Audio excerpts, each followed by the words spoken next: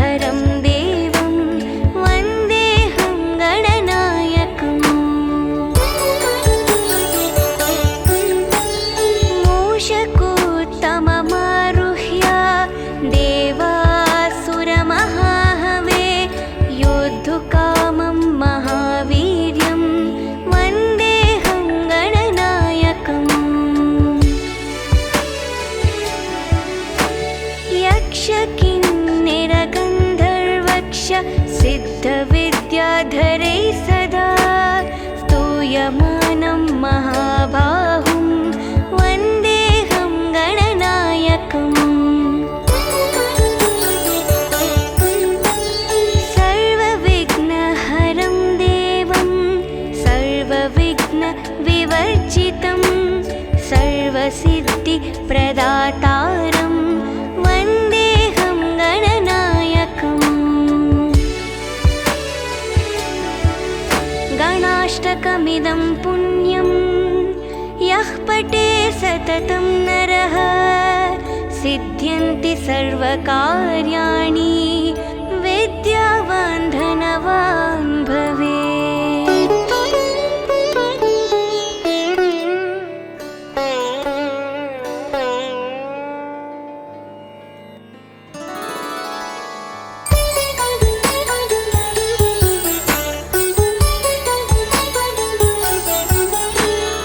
एकदन्तं महाकायं तप्तकाञ्चनसन्निभं लम्बोदरं विशालाक्षं वन्देऽहं गणनायकम्।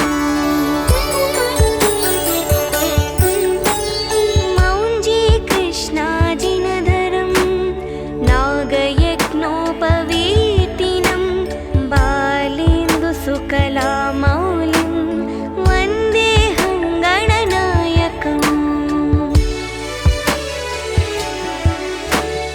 अम्बिकाहृदयानन्दं मातृभिः परिवेष्टितं भक्तिप्रियं मदोन्मत्तं वन्देऽहं गणनायकम्।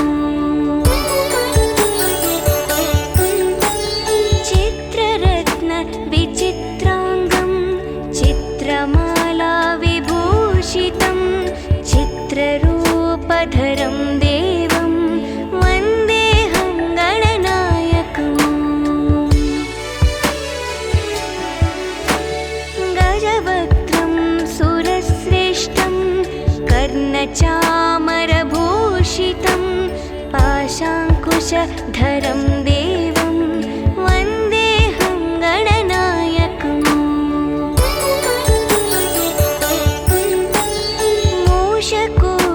मूषकोत्तममारुह्य देवासुरमहाहवे योद्धुकामं महावीर्यं वन्देऽहं गणनायकम्। यक्षकिन्नरगन्धर्वक्ष सिद्धविद्याधरैः सदा स्तूयमानं महाबाहुं वन्देऽहं गणनायकम्।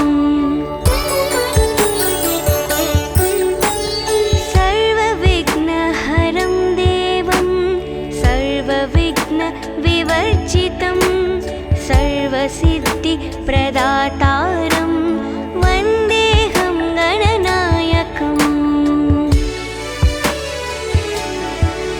गणाष्टकमिदं पुण्यं यः पठे सततं नरः सिद्ध्यन्ति सर्वकार्याणि विद्यावान् धनवान् भवेत्।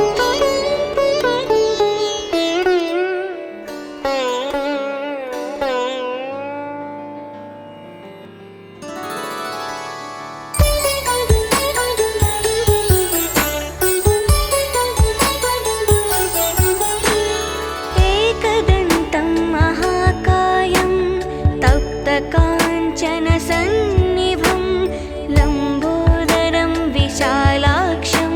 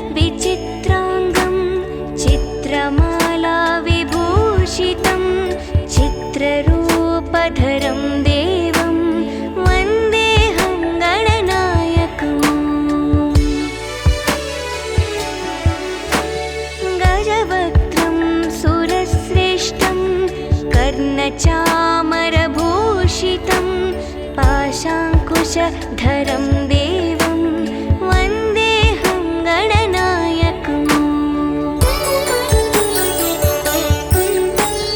मूषकोत्तममारुह्य देवासुरमहाहवे योद्धुकामं महावीर्यं वन्देऽहं गणनायकम् यक्षकिन्निरगन्धर्वक्ष सिद्धविद्याधरैः सदा स्तूयमानं महाबाहुं वन्देऽहं गणनायकम् सर्वविघ्नहरं देवं सर्वविघ्नविवर्जितं सर्वसिद्धिप्रदातारं वन्देऽहं गणनायकम् गणाष्टकमिदं पुण्यं यः पठे सततं नरः सिद्ध्यन्ति सर्वकार्याणि विद्यावान् धनवान् भवेत्।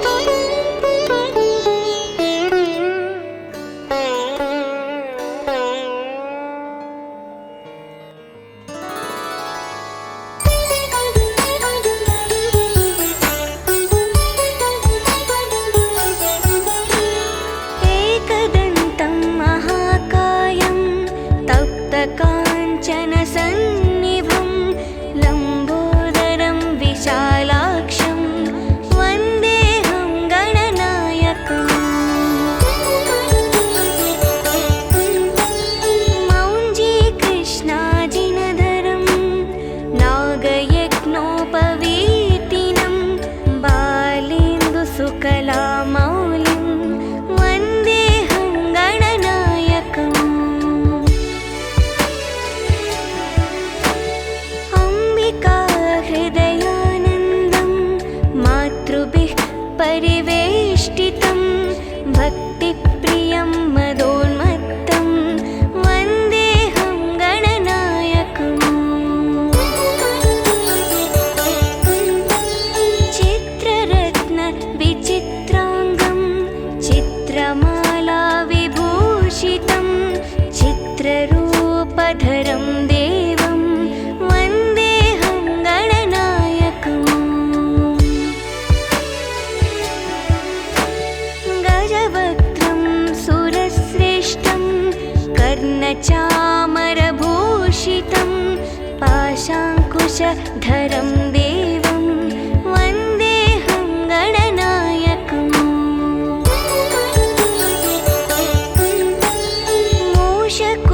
मूषकोत्तममारुह्य देवासुरमहाहवे योद्धुकामं महावीर्यं वन्देऽहं गणनायकम्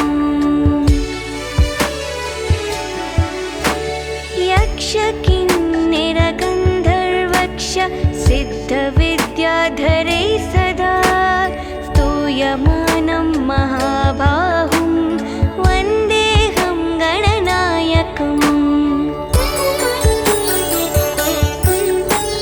सर्वविघ्नहरं देवं सर्वविघ्नविवर्जितं सर्वसिद्धिप्रदातारं वन्देऽहं गणनायकम् गणाष्टकमिदं पुण्यं यः पठे सततं नरः सिद्ध्यन्ति सर्वकार्याणि विद्यावान् धनवान् भवेत्।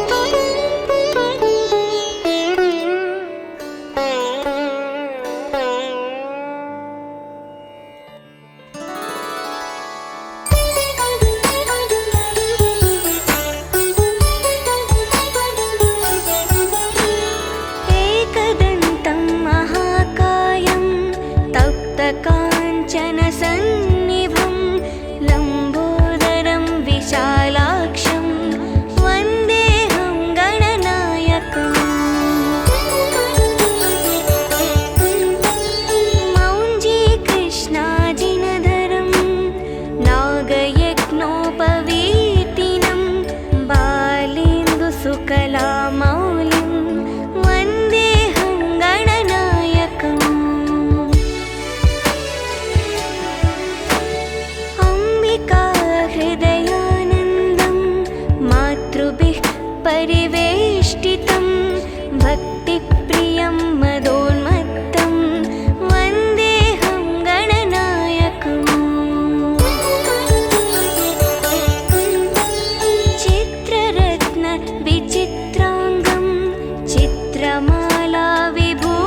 विभूषितं चित्ररूपधरं देवं वन्देऽहं गणनायकम् गजवक्त्रं सुरश्रेष्ठं कर्णचामरभूषितं पाशाङ्कुशधरं देवं वन्देऽहं गणनायकम् मूषकोत्तममारुह्य देवासुरमहाहवे योद्धुकामं महावीर्यं वन्देऽहं गणनायकम् यक्षकिन्निरगन्धर्वक्ष सिद्धविद्याधरैः सदा स्तूयमानं महाबाहुं वन्देऽहं गणनायकम्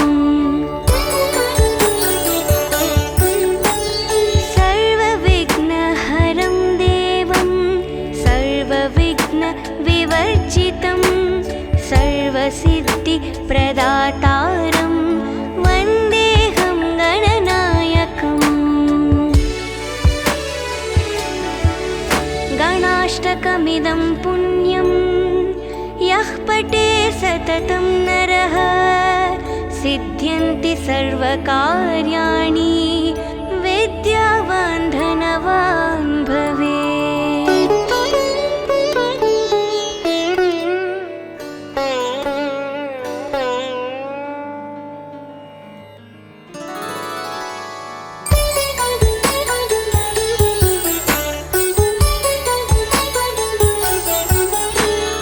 एकदन्तं महाकायं तप्तकाञ्चनसन्निभं लम्बोदरं विशालाक्षं वन्देऽहं गणनायकम्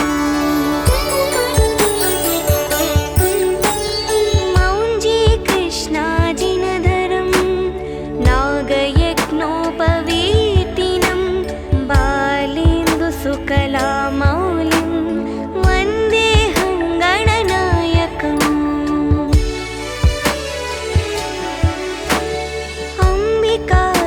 अम्बिकाहृदयानन्दं मातृभिः परिवेष्टितं भक्तिप्रियं मदोन्मत्तं वन्देऽहं गणनायकम् चित्ररत्नविचित्राङ्गं चित्रमालाविभूषितं चित्ररूपधरं देवं वन्देऽहं गणनायकम् गजवक्त्रं सुरश्रेष्ठं कर्णचामरभूषितं पाशाङ्कुशधरं देवं वन्देऽहं गणनायकम्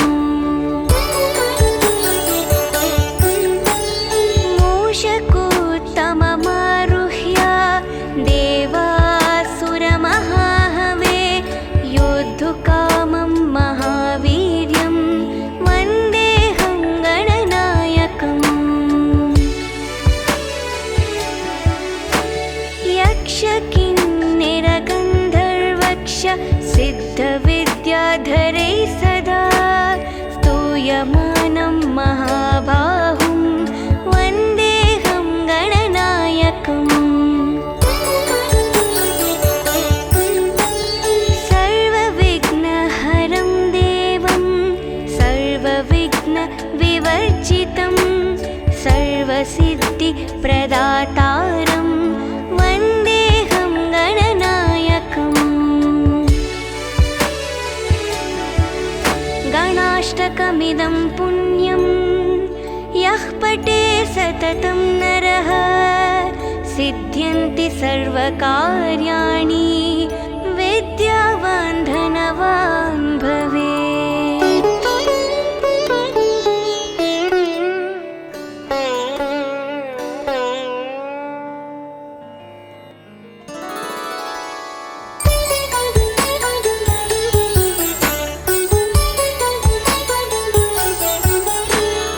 एकदन्तं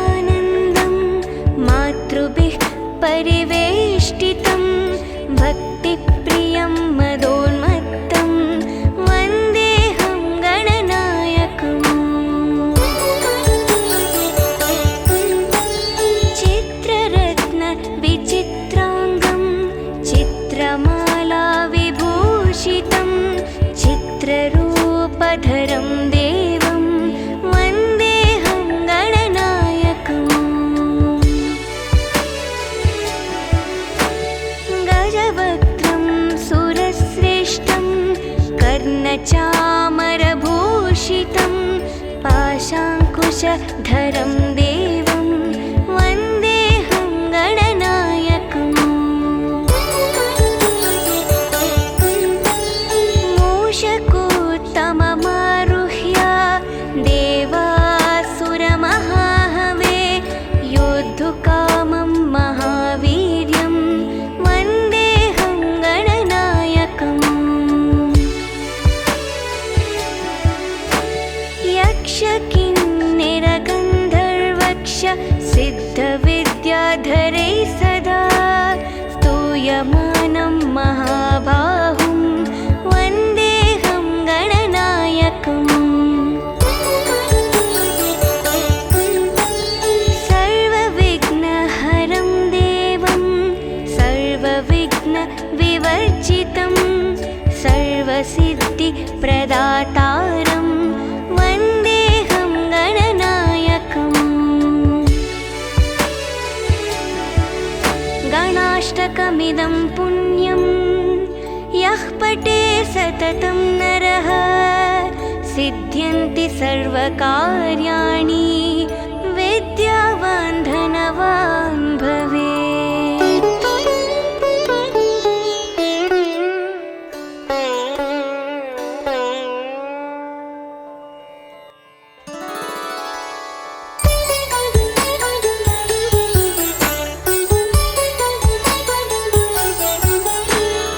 एकदन्तं महाकायं तप्तकाञ्चनसन्निभं लम्बोदरं विशालाक्षं वन्देऽहं गणनायकम् मौञ्जीकृष्णाजिनधरं नागयज्ञोपवीतिनं बालेन्दुसुकलामौलिं वन्देऽहं गणनायकम् अम्बिकाहृदयानन्दं मातृभिः परिवेष्टितं भक्तिप्रियं मदोन्मत्तं वन्देऽहं गणनायकम् चित्ररत्नविचित्राङ्गं चित्रमालाविभूषितं चित्ररूपधरं देवं वन्देऽहं गणनायकम् गजवक्त्रं सुरश्रेष्ठं कर्णचामरभूषितं पाशाङ्कुशधरं देवं वन्देऽहं गणनायकम्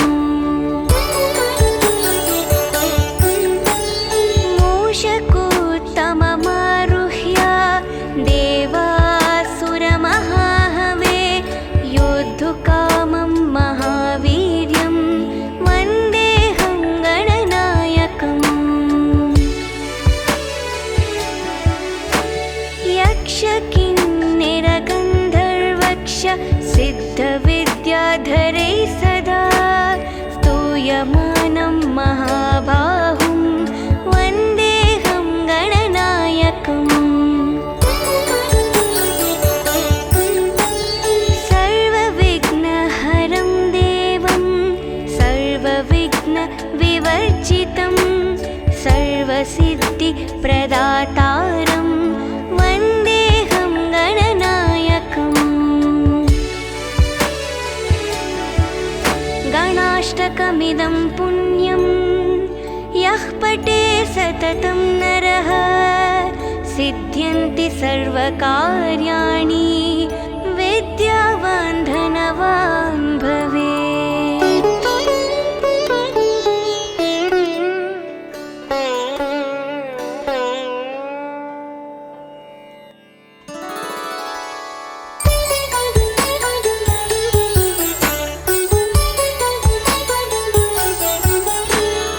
एकदन्तं महाकायं तप्तकाञ्चनसन्निभं लम्बोदरं विशालाक्षं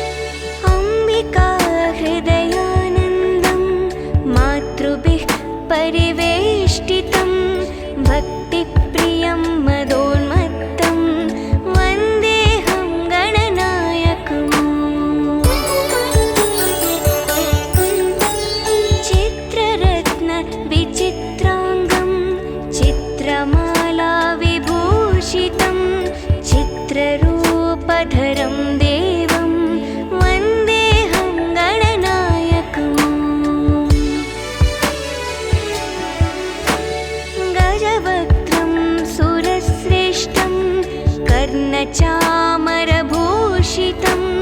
पाशाङ्कुशधरं देवं वन्देऽहं गणनायकम्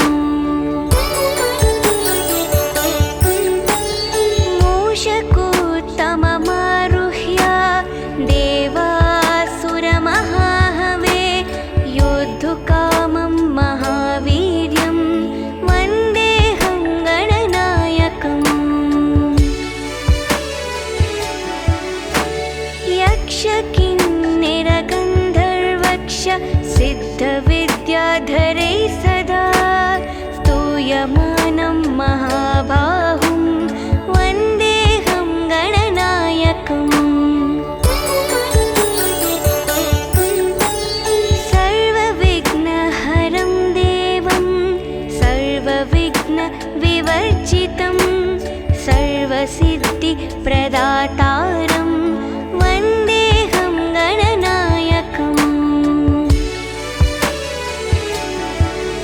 गणाष्टकमिदं पुण्यं यः पठे सततं नरः सिद्ध्यन्ति सर्वकार्याणि विद्यावान् धनवान् भवेत्।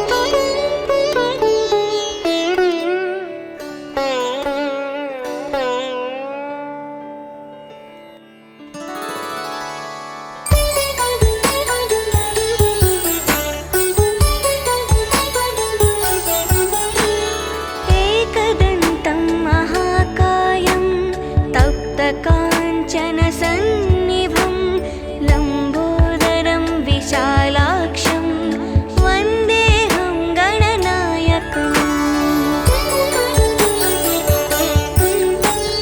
मौञ्जीकृष्णाजिनधरं नागयज्ञोपवीतिनं बालेन्दुसुकलामौलिं वन्देऽहं गणनायकम् अम्बिकाहृदयानन्दं मातृभिः परिवेष्टितं भक्तिप्रियं मदोन्मत्तं वन्देऽहं गणनायकम् चित्ररत्नविचित्राङ्गं चित्रमालाविभूषितं चित्ररूपधरं देवं वन्देऽहं गणनायकम् गजवक्त्रं सुरश्रेष्ठं कर्णचामरभूषितं पाशाङ्कुशधरं देवं वन्देऽहं गणनायकम्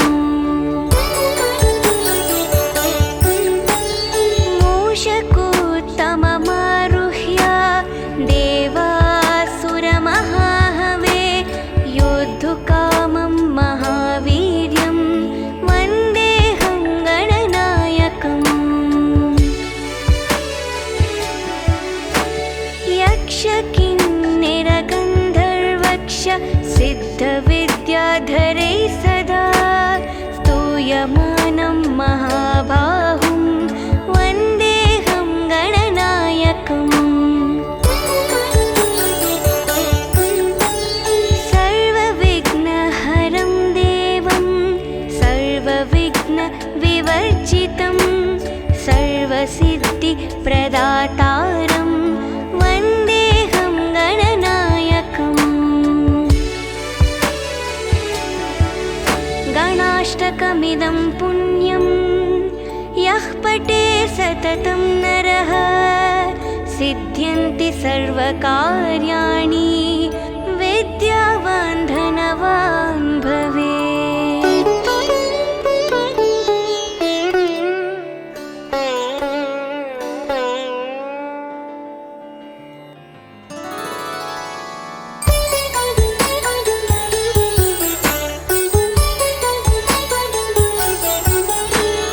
एकदन्तं महाकायं तप्तकाञ्चनसन्निभं लम्बोदरं विशालाक्षं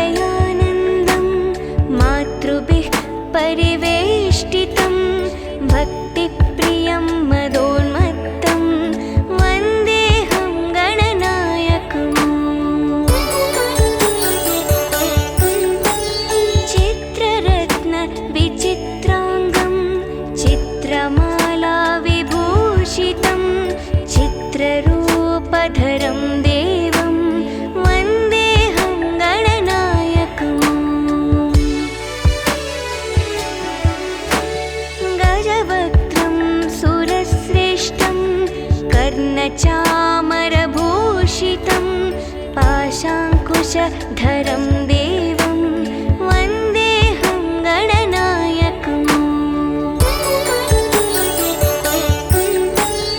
मूषकोत्तममारुह्य देवासुरमहाहवे योद्धुकामं महावीर्यं वन्देऽहं गणनायकम् यक्षकिन्निरगन्धर्वक्ष सिद्धविद्याधरैः सदा स्तूयमानं महाबाहुं वन्देऽहं गणनायकम् सर्वविघ्नहरं देवं सर्वविघ्नविवर्जितं सर्वसिद्धिप्रदातारं वन्देऽहं गणनायकम्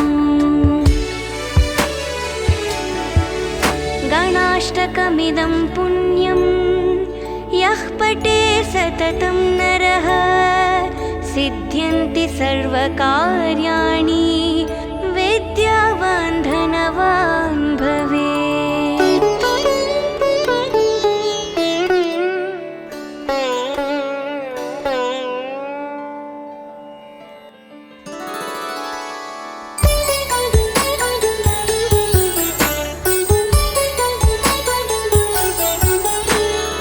एकदन्तं महाकायं तप्तकाञ्चनसन्निभं लम्बोदरं विशालाक्षं वन्देऽहं गणनायकम् मौञ्जीकृष्णाजिनधरं नागयज्ञोपवीतिनं बालेन्दुसुकलामौलिं वन्देऽहं गणनायकम्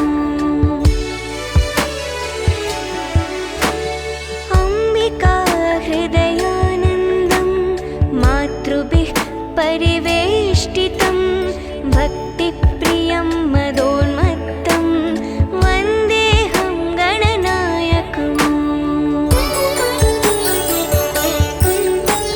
चित्ररत्नविचित्राङ्गं चित्रमालाविभूषितं चित्ररूपधरं देवं वन्देऽहं गणनायकम्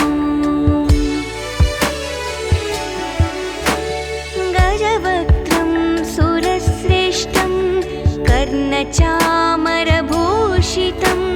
पाशाङ्कुशधरं देवं वन्देऽहं गणनायकम्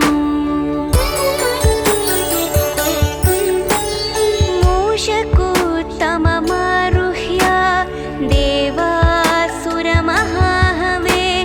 योद्धुकामं महावीर्यं वन्देऽहं गणनायकम् यक्षकिन्निरगन्धर्वक्ष सिद्धविद्याधरैः सदा स्तूयमानं महाबाहुं वन्देऽहं गणनायकम् सर्वविघ्नहरं देवं सर्वविघ्नविवर्जितं सर्वसिद्धिप्रदातारं वन्देऽहं गणनायकम् गणाष्टकमिदं पुण्यं यः पठे सततं नरः सिद्ध्यन्ति सर्वकार्याणि विद्यावान् धनवान् भवेत्।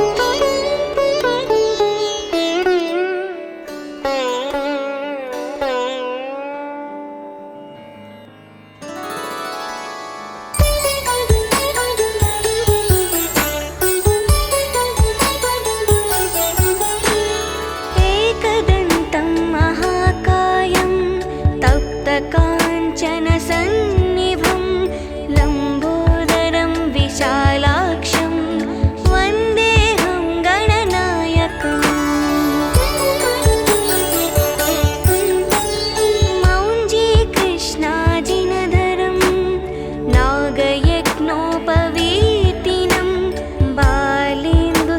सकलामौलिं वन्देऽहं गणनायकम्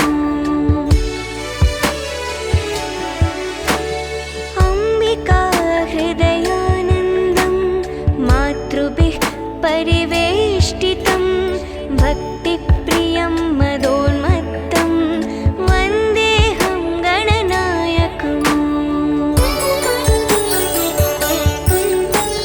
चित्ररत्नविचित्राङ्गं चित्रमाला विभूषितं चित्ररूपधरं देवं वन्देऽहं गणनायकम् गजवक्त्रं सुरश्रेष्ठं कर्णचामरभूषितं पाशाङ्कुशधरं देवं वन्देऽहं गणनायकम्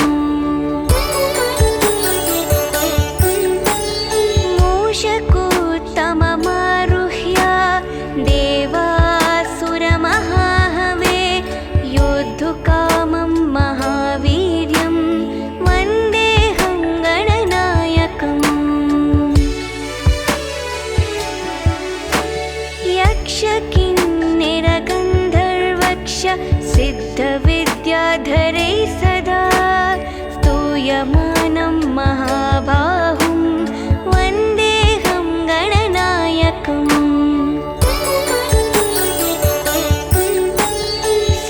सर्वविघ्नहरं देवं सर्वविघ्नविवर्जितं सर्वसिद्धिप्रदातारं वन्देऽहं गणनायकम् गणाष्टकमिदं पुण्यं यः पठे सततं नरः सिद्ध्यन्ति सर्वकार्याणि विद्यावान् धनवान् भवेत्।